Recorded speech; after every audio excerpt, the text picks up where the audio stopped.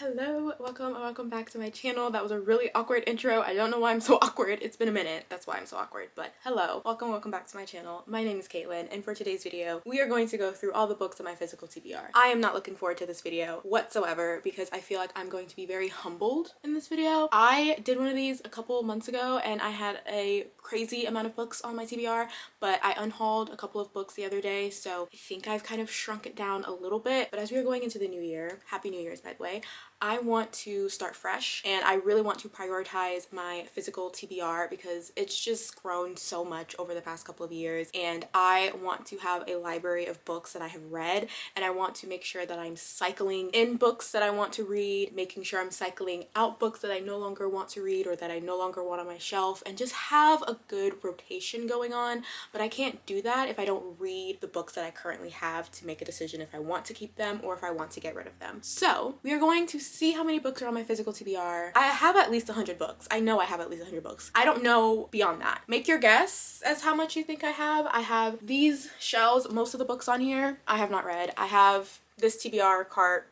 most of them on here I have not read. And then I have a bigger shelf. Most of them I've read on the bigger shelf, but we're gonna make our way over there after we do these. I'm gonna pull them out the shelf because I also want to reorganize my bookshelf. So I'm gonna pull everything out, put them in stacks of 10. We'll see. We'll just see what this looks like. All right, so this is my bookshelf. Let's go ahead and get started. We have a lot to do. I have not read this. This is The Gilded Wolves. Not read Divine Rivals by Rebecca Ross. This has been on a lot of TBRs, and I've yet to read it. Maybe 2025 will be the year that I read it. The Stolen Heir by Holly Black. I have also not read this. The King of Elfham, or How the King of Whatever Learned to Hate Stories by Holly Black. I got this for Christmas a couple years ago and I never read it. All right, we have Blood Like Magic, as well as These Violent Delights. Oh my gosh, I need to read this book in 2025. Like, I'm so serious. But The Invisible Life of Addie LaRue, I have also not read this. And then The High Mountain Court, not read this either. So we've already cleared one shelf. The shelf is empty, so we're doing great. I have not read The New Jim Crow or Firefly Lane by Kristen Hanna. I do really want to read some Kristen Hanna this year in 2025 for sure. Not read Mad Honey. Rest is Resistance. Tropic of Cancer by Henry Miller. I bought this book because it was mentioned in a book I read in 2024 that I really loved, and the characters were obsessed with it, and I was like, I want to read it because you guys are so obsessed with it and it's such a big part of the story. So that's why I bought it. Will I read this? I don't know. I really don't know.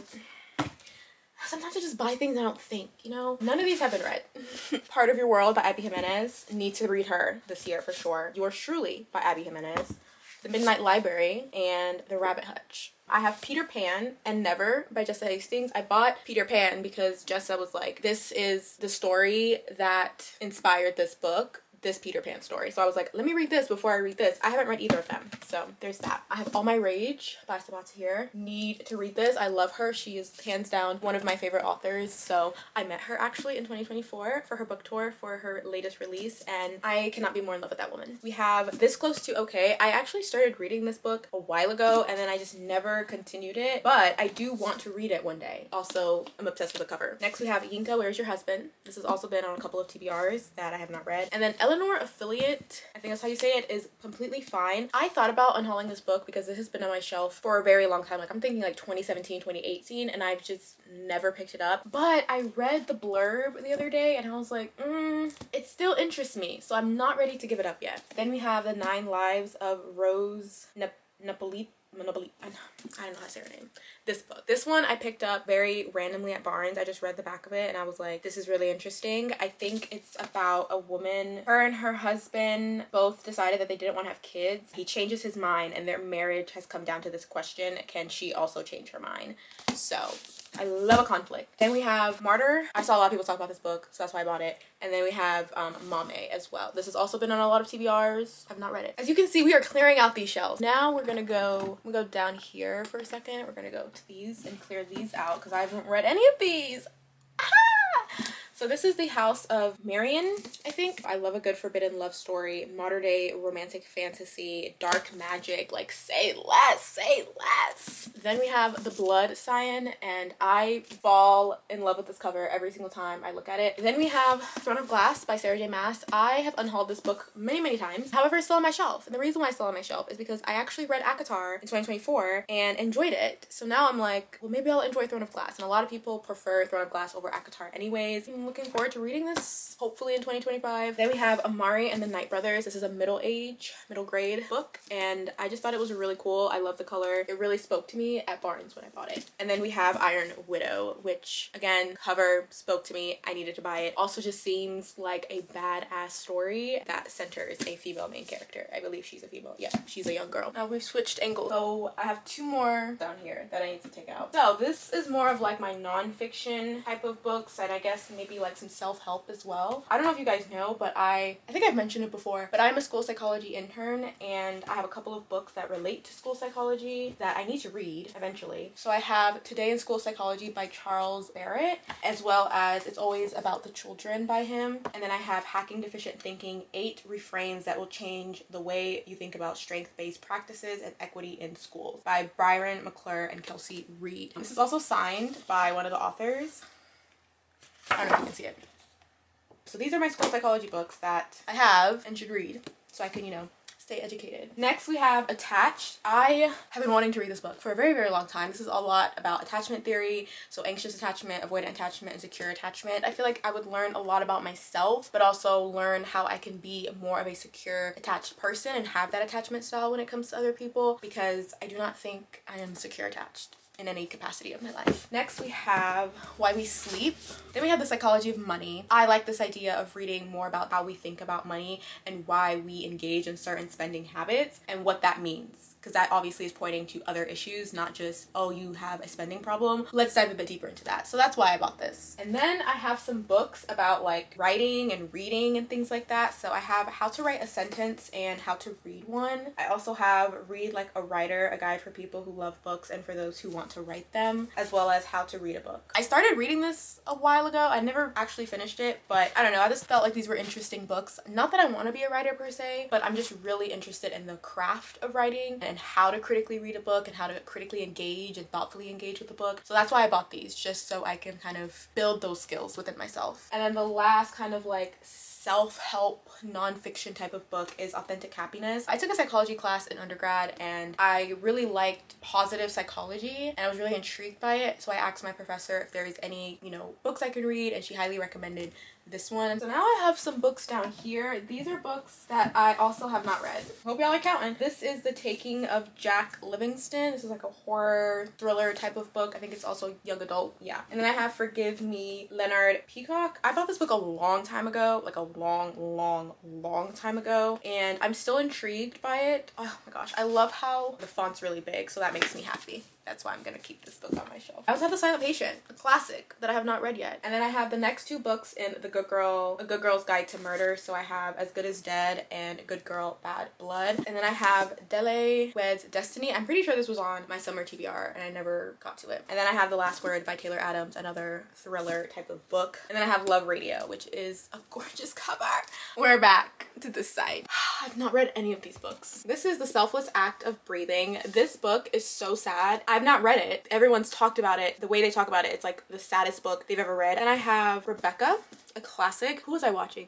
I think I was watching A Clockwork Reader, and she was reviewing Verity by Colleen Hoover, and I did not really care for Verity when I read it, but she said this book is basically a better version of Verity, so that's why I bought it, because I like the idea of Verity and the concept. I just didn't love the execution. And then I have Writers and Lovers, and then When We Were Sisters as well. I bought this book because it was a book club pick for an online book club I was gonna join, and I never read it. Next, I have Love and Color, which is mythical tales from around the world retold. And then we have Oscar Wilde's The Picture of Dorian Gray, Octavia E. Butler, Parable of the Sower. I've read Kindred by Octavia E. Butler. I love that book so much. I need to read more of her work, so this is me doing that. And then I have Sense and Sensibility by Jane Austen.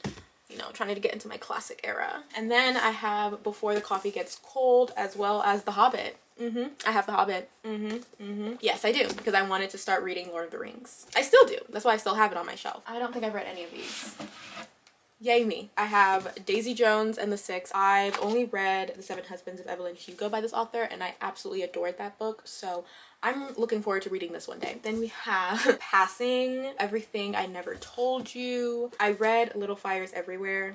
really enjoyed that one, so I feel like I would really like this one as well. I have Hood Feminism, James Baldwin's Giovanni's Room. I have Maggie Nelson's Bluets. And then, of course, I have All About Love by Bell Hooks. I have Virginia Woolf's A Room of One's Own. I have Luster by Raven Leilani. And I've actually started this book. I think I got maybe like 100 pages in. And I'm pretty sure there's a video on my channel where I was reading this book and I was like, nothing is really happening. And I think this was kind of like me seeing differences and understanding what literary fiction is and kind of how that's different than kind of more of like the genre fiction that I've read previously. And I just felt like I had a disconnect in it for a second, so that's why I kind of put the book down. But I do want to finish it because now I feel like I have an appreciation and understanding of literary fiction, so going into it I know what I'm getting. I have Didion's The White Album. Did I buy this because of Harry Styles? Yes. I have Little Weirds by Jenny Slate. I have The Course of Love by Alan D. Botten. Did I also buy this because of Harry Styles? Yes. I have Time is a Mother by Ocean Vuong. I think that's how you say his last name. And then I have James Baldwin, Jimmy Blues, and Other Poems. Let's go in here. These are some romances.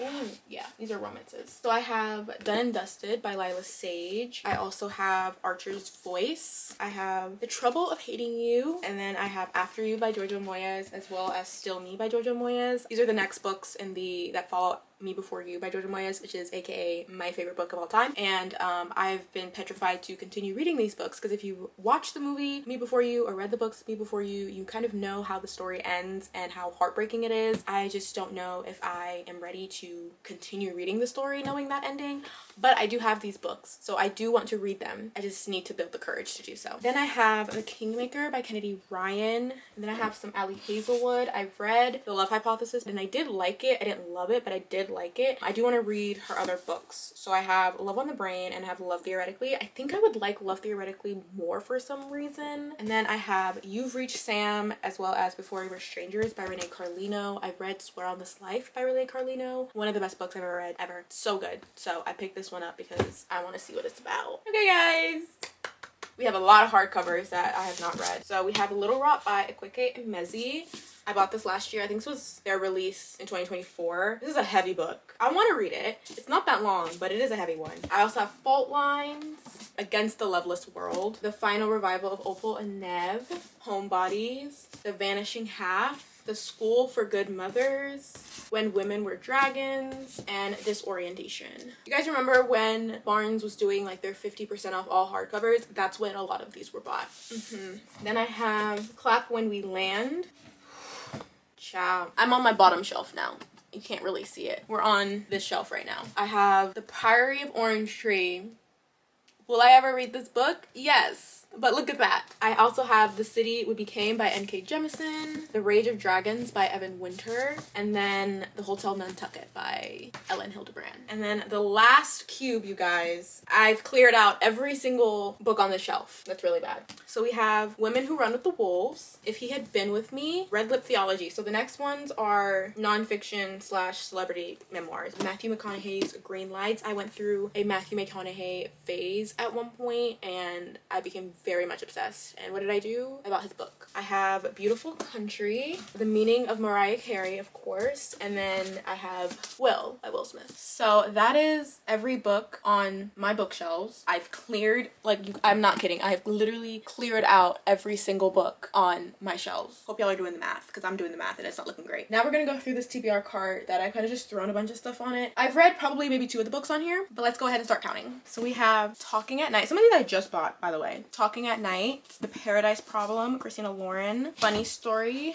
by Miss Emily Henry. And then I have Film for Her, which is Orion Carlotto's kind of like poetry book. It's a picture book. It's a combination of a lot of different things. I will count it in this because I have not actually read anything in here. It's really, I use it like a coffee table type of book, but I will count it. We have None of This Is True by Lisa Jewell. Then we have The Push. We have a horror novel, White Smoke by Tiffany D. Jackson. We have Better Than Fiction, The Neighbor Favor. Some of these were on my fall TBR that I never read. We love that. I actually did read this, A Court of Frost and Starlight, so we can check that. I have Killer Instinct by Jennifer Lynn Barnes. That's the second book in the Natural series. I have the Bromance Book Club. I have Open Water. I have Bunny. I have The Bluest Eye. I have Catalina, Fourth Wing. I read A Quarter of Wings in Ruin. So we can move that over there. I have 2 copies of Air. Oh no!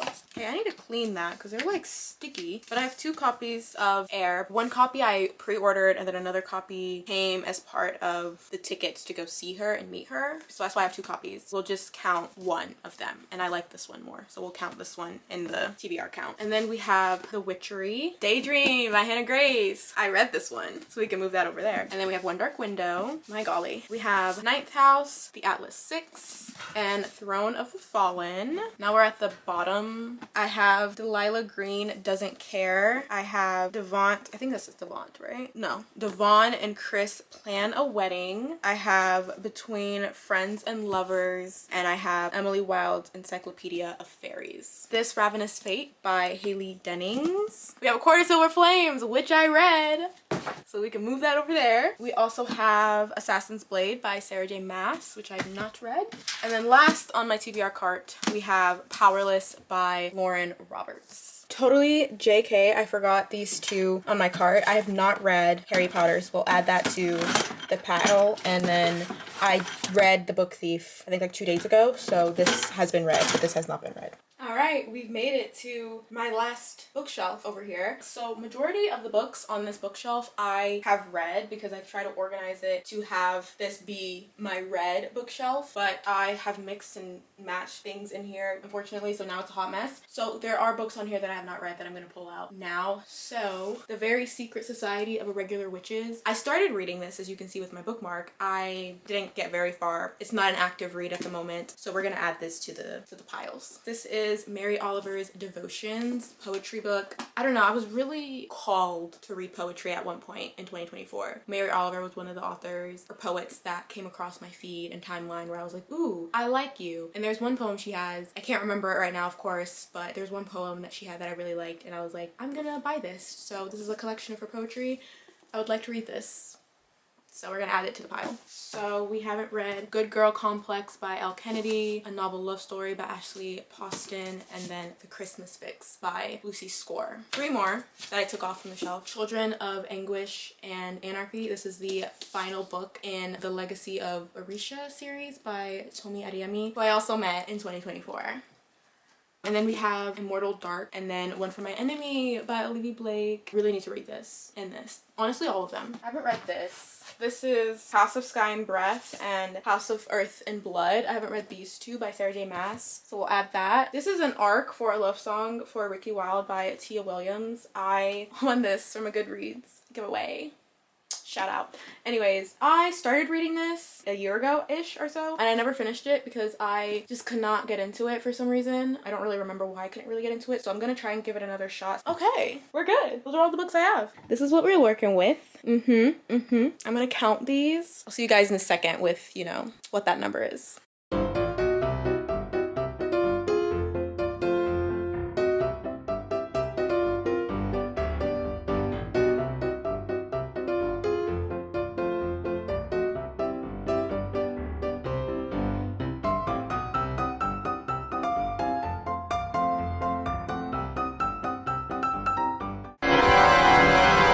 The woman was too stunned to speak. Wait. Okay, friends, I've counted, drumroll please, we need drumroll, 144 books on my physical TBR. I'm so embarrassed. I thought I had like 100 and maybe 10 or 15 because I was like, I think it's a little over 100 because I did this before a couple months ago, and then I got rid of a handful of books thinking I was like, oh, I got that down. I ate that. I didn't eat anything. I'm pretty sure I have more books I have not read than books I have read, which is not okay. This is them in all the glory. Excuse my stock. But yeah, these are all the books. That concludes today's video. I am going to sit with my thoughts and reflect on the fact that I have 144 books on my physical TBR. I'm pretty sure I counted accurately. I put everything in stacks of 10. Wait, maybe it's 145 because this one had 11 on there. Oh my god, I have to recount. Hold that thought. JK, I have 145. I had to recount for a second. I have 145, so yay. That was a lot more, I guess, still than I thought I had, but that is okay. This was important for me to do because I wanted to see how many books were on my physical TBR, see that I need to really stop buying books so impulsively and focus on the books that I have. So that's going to be a goal for 2025 and I'm excited. I basically have a bookstore in my own room. Going to look forward to reading these. Stay tuned for vlogs and videos that better have these books on here. If you correctly guessed, congratulations. If you are also shocked, I am with you. Thank you guys so much for watching. Please let me know how many books are on your physical TBR. Let's tackle our physical TBRs together this year in 2025. That is it for today's video. I will see you guys in my next one very soon. Bye.